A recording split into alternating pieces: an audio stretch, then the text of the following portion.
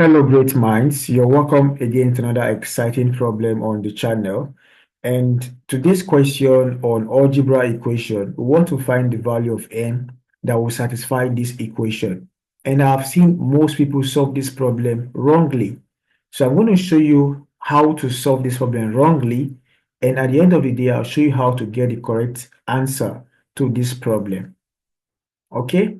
Now, the very first thing most people will be like, so the very first thing most people want to do here is to get m, and they want to collect like terms. You want to just say m, we take m to the other side and take 1 to the other side. That would be minus m equal to minus 1.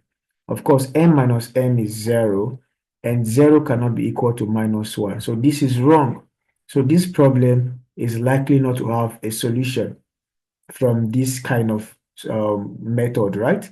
Now, another way most people solve this problem, which is still wrong, is they kind of say m plus 1 is equal to m. Now, what they do here is to square both sides.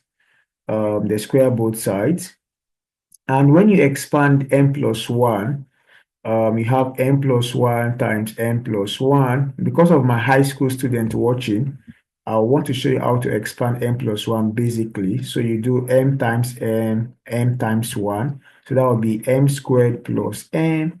Then you do 1 times m, 1 times 1. And that would be m plus 1. And you can go further to add these two guys. So that would be m squared plus 2m plus 1, all equal to m squared.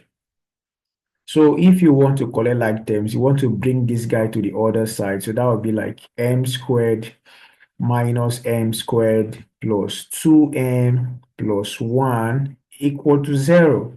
Of course, this guy cancels out. So we have 2m plus 1 equal to 0. Now you want to take 1 to the other side. So it becomes 2m equal to negative 1. And you divide everybody by 2. So finally, m is equal to minus 1 upon 2. Let us see if this one is correct, because we have a value for m. Let us see if it is correct.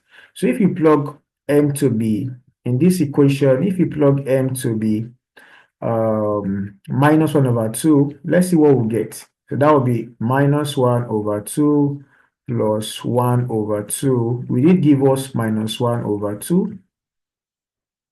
Let us see if it's actually, oh, sorry, this is 1, sorry, plus 1 right here, plus 1. So this is like minus half plus 1. Will it give us minus 1 over 2? Of course, this is the same as minus 0.5 plus 1. Is it the same as minus 0.5? Minus 0.5 plus 1 will give us 0.5. And 0.5 is not equal to minus 0.5. So this answer again is not correct. So what then is the correct solution to this problem? And that is what I'm about to show you right now in this equation. So we have m plus 1 is equal to m. Now, the very first thing I want you to do here is to divide everybody by m. So you divide here by m, you divide here by m, you divide here by m, so that this guy becomes 1, and here becomes 1 upon m, and here also becomes 1. Now I want to take this guy to the other side, so you have 1 upon m equal to 1 minus 1. And what is 1 minus 1? 1 minus 1 is 0. Now, come to think of it, 1 divided by m will give us 0. What could be the possible value for m? Now, let me show you some stuff. If I have 1 over 10, this is 0.1, right? And if I have 1 upon 100, this is 0.01.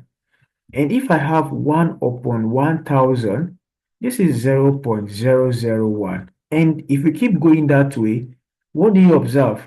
As we keep increasing the value of the denominator, we are kind of approaching 0 at this point. That is what we are seeing in this kind of equation. What could be the value of m such that when 1 is divided by that value, we get 0? So that particular value of m has to be very, very large for us to get 0.